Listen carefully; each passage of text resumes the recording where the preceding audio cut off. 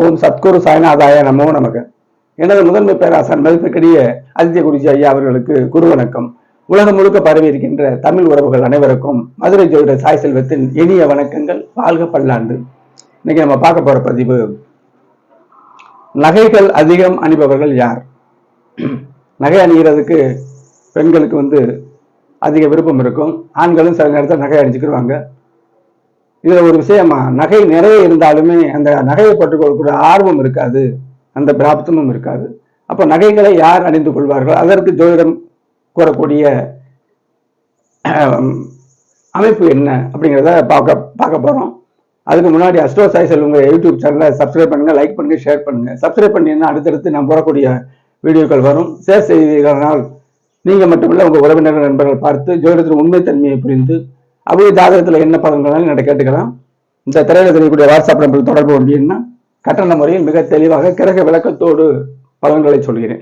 கிரக விளக்கத்தோடு சொல்லும் பொழுது ஜோதிடத்தின் மேல் நம்பிக்கை வரும். கண்டிப்பான முறையில் நீங்க ஜோதிடத்தை புரிஞ்சுக்குவீங்க. அதாவது அஸ்ட்ரோ சாய் செல்வம் அப்படிங்கிற எனது சேனல்ல 1000க்கும் மேற்பட்ட வீடியோக்கள் இருக்குங்க. ஜாதகரை பற்றி தெரிஞ்சு கொள்ளலாம். கல்வி, வேலை வாய்ப்புகள், திருமணம், வெளிநாடு பயணங்கள், தொழிலா வேலையா, என்ன படிப்பு படிக்க வைக்கலாம், அந்த படிப்பு, அதாவது ஜாதகத்துல ஒளி தான் அதிகமா இருக்கும். சுப தொடர்புகள், நல்ல ஒளி நிலையில இருக்கக்கூடிய கிரகங்களை நம்மளே இயக்கும். அதிக சுபத்துவமான ஒரு கிரகம் தான் அவர் வாழ்க்கையில எல்லாமே தரும். அந்த அமைப்புல தசாபுத்தி அடிப்படையிலே நம்ம பார்த்து 12 ராசிகளையும் 9 கிரகங்களை இணைத்து கிரக பாவக சுபத்துவ பாவகம்னா ராசிங்க, சுபத்துவ பாவத்துவ அடிப்படையில் பலன்களை தெளிவாக நீங்க கேட்டு அறிந்து கொள்ளுங்கள். தெய்வதராட்சம் அப்படிங்கிற சேனல்லையும் என்னுடைய வீடியோக்கள் வருது. புதிய வரலாறு அப்படிங்கிற சேனல்லையும் என்னுடைய வீடியோக்கள் வருது. அஸ்ட்ரோ தமிழாங்கிற புதிய ஜனரஞ்சமான பன்முக தன்மை கொண்ட அந்த பிரபலமான மீடியாவிலையும் என்னுடைய பதிவுகள் விரைவில் வர இருக்கிறது. எனது குருநாதருடைய அருளால காலசர்ப்ப தோஷம், இந்த நட்சத்திரத்துல தோஷங்கள் இருக்கு, 10 பொருத்தம், இதெல்லாம் புறந்தள்ளி இப்ப ஜோதிடத்துல உண்மையான அமைப்புகளை நான் வீடியோக்களை போட்டுட்டு வர்றேன். பாருங்கள், பயன்பெறுங்கள். இப்ப வீடியோக்களை போவாங்க. நகைகள் அதிகம் அணிபவர்கள் யாருங்க? தங்க நகை அப்படின்னாவே குரு வந்துருவாருங்க. வெள்ளி நகைன்னா சுக்கிரன் வந்துருவாருங்க. தங்க நகை தான் பெரும்பாலும். வெள்ளினா கொலுசுகள், மெட்டிகள் தான் வரும். அப்ப தங்க நகைகளை யார் அதிகமா அணிஞ்சுக்கிடுவாங்க? எல்லாருக்கும் அந்த பிராப்தம் கிடைக்காது. பிராப்தம்ங்கிறது மிக முக்கியமான விஷயம். அப்ப இதை குரு நல்லா இருந்தா அவர் தங்கத்தை அணிஞ்சுக்குவாரு, சுக்கிரன் நல்லா இருந்தா தங்கத்தை அணிஞ்சுக்குவாரு, அப்படிலாம் கிடையவே கிடையாது. இந்த 12 பாதங்களும் இருக்குது, கிரகங்களும் இருக்குங்க. இப்ப இது உதாரண ஜாதகம் தாங்க. இதை சிம்ம லக்னமா போட்டிருக்கேன். லக்னாதிபதி சூரியன் குருவோட தான் சேர்ந்திருக்காரு. நல்ல ஸ்ட்ராங்கான ஆளுங்க. இப்ப பாருங்க, 3ஆம் இடம் தாங்க இசை, பாட்டு, கலைநுட்பங்கள், இளைய சகோதரம், இப்படி ஒவ்வொரு 12 கட்டங்களுக்கும் ஒவ்வொரு பலன் உண்டு, ஒவ்வொரு அந்த அமைப்பு உண்டுங்க. அப்ப 3ஆம் இடம்னா காதணின்னு வரும்.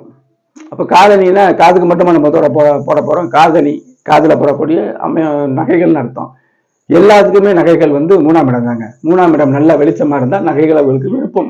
சில பேர் பார்த்தீங்கன்னா ஆணோ பெண்ணோ அளவுக்கு அதிகமாக நகை அள்ளி போட்டுக்கிடுவாங்க. அப்ப அவங்களுக்கு அந்த ஜாதகத்துல பிராப்தம் இருக்கான்னு பார்க்கணும். இல்லைன்னா எண்ணங்கள் தான் வரும், அதையும் பார்க்கணும். ஜாதகம் பிராப்தமா இருக்கு, ஆனா இருந்தீங்கன்னா நல்லா சம்பாத்தியம் பண்ணுவாரா, பாக்கியஸ்தானம் நல்லா இருக்கா, ஜாதகம் சத்தா இருக்கா, மொத்தத்துல இருந்துச்சுன்னா அனைத்து பாக்கியஸ்தானம் மிக மிக முக்கியம். ஆணோ பெண்ணும் அந்த பாக்கியஸ்தானம் நல்லா இருந்து அவர் சம்பாத்தியம் பண்ணக்கூடிய அமைப்புல பெண்கள் அவருடைய குடும்பத்துல நல்ல வருமானங்கள் இருக்குங்கிற அமைப்பையும் பார்த்துக்கிட்டு அந்த நேரத்துல அந்த 3ஆம் இடத்தையும் நம்ம பார்க்கணும். 3ஆம் இடம் தான் நகைகள் அணியக்கூடிய இடம். சிம்ம லக்னத்துக்கு 3ஆம் இடம். புதனும் இங்க இருக்காரு, சுக்கிரனும் இங்க இருக்காருங்க. அத சந்திரனுடைய ஒளி பௌர்ணமி போட்டிருக்க பார்த்தீங்களா, அந்த அமைப்புல இருக்கும் பொழுது ராசிக்கு 3ஆம் அதிபதியும் பார்க்கணும். 3ஆம் இடம், 3ஆம் இடத்துக்கு பார்த்தீங்கன்னா கரெக்டா இந்த புதன் ராசிக்கு 3ஆம் அதிபதி புதன் தானே, சுக்கிரனோடு சேர்ந்து சந்திர ஒளி இருக்கு. இப்போ ஒளி தான் சொல்லிடும், பௌர்ணமி ஒளி. கண்டிப்பா இப்படிப்பட்ட அமைப்புகளுக்கு நகை அணியக்கூடிய பிராப்தம் கண்டிப்பா இருக்கும். இதுல ஒரு நுணுக்கமா சொல்றேன், சம்பாத்தியம் பண்றாரு எல்லாமே இருக்குதுங்க. ஆனா சிலருக்கு நகையை போட விருப்பம் இருக்காது. அப்ப ஏன் அப்படின்னா இருந்தும் இல்லைங்கிற மாதிரி 3ஆம் இடம் பழுதுபட்டிருக்கும், 3ஆம் இடத்துல சனி இருக்கும்.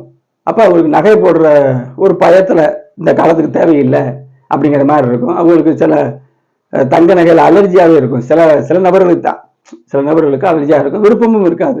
அப்ப இருந்தும் இல்லைங்கிற அமைப்புங்க. சம்பாத்தியத்திறன் இல்லைனாலும் சுத்தமா இல்லை, அன்றாடம் காட்சிகள் இருக்காங்க, அவருக்கு நகை நட்டு 3ஆம் இடம் வலுத்திருக்கு. அப்போ எண்ணங்கள் தான் இருக்கும், எண்ணங்கள் இருக்கும், புரியுதுங்களா? விசேஷ அமைப்புல கூட வேற உறவினர்கள் கொடுக்குற நகையை போட்டுட்டு அப்படி கலட்டி கொடுத்துருவாங்க, அந்த அமைப்பு. அப்ப ஜாதகமும் வலுவா இருக்கணும், எல்லாத்துக்கும் பிராப்தம், அதாவது நல்ல வருமானம் எடுத்து செழிப்பாக அவங்க இருக்காங்கிறதையும் தெரிஞ்சுக்கிறணும்.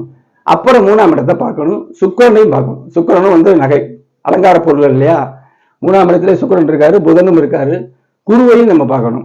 குருவும் பொதுவா அந்த தங்கத்துக்கு காரகன் குரு. மொத்த அலங்கார பொருள்கள் அணிகள் எல்லாம் சுக்கிரன் வருவார். அப்ப 4ஆம் இடத்துல குரு நல்லபடியா இருக்காரு, அவர் 8ஆம் இடத்தை பார்க்கிறாரு. இது திடீர் அதிர்ஷ்ட குறிக்கும், ஆயுள் பாவத்தை குறிக்கும். 10ஆம் இடம் தொழில் செய்யக்கூடிய அமைப்பா இருக்கும், பெண்களா இருந்தாலும் ஏதோ ஒரு தொழில் செய்வாங்கன்னு அர்த்தம். 12ஆம் இடம் நல்ல சயன அமைப்புகள் இருக்கு, சுப செலவுகள் இந்த வீட்டுல நிறைய நடக்கும்போது கூடுபாடு வேற விஷயம். இப்ப நம்ம எடுத்துக்கிறது நகை சம்பந்தப்பட்ட விஷயம்.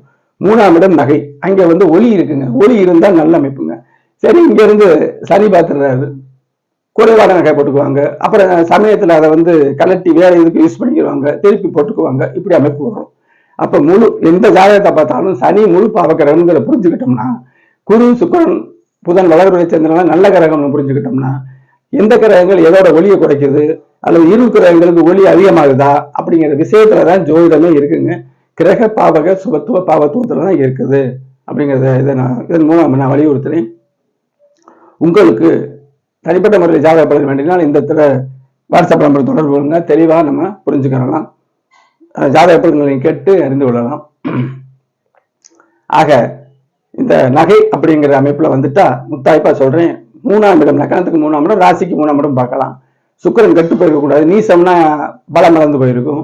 அப்ப ஏதோ ஒரு காதுல கழுத்துல ஏதோ ஒண்ணு போட்டுக்குவாங்கன்னு அர்த்தம். சுக்கிரன் நல்ல பலமா இருந்து குருவும் நல்லா இருந்துச்சுன்னா அவங்களுக்கு தங்க பிராப்தம். 3ஆம் இடம் தான் முக்கியம், பாவகம் தான் முக்கியம். 3ஆம் இடம் ராசிக்கும் பார்க்கணும், லக்னத்துக்கும் பார்க்கணும். ஒளியா இருந்தா அவங்களுக்கு எப்படினாலும் ஒரு கடன் வாங்கினாலும் அந்த நகையை அவங்க அணிஞ்சுக்கிற பிராப்தம் கண்டிப்பா இருக்கும், கடனையும் நல்ல மழை கட்டிக்குவாங்க. இதாங்க ஜோதிடம் கூடும் ரகசியம். இன்னொரு பயனுள்ள வீடியோவில் சந்திப்போம். நன்றி, வணக்கம்.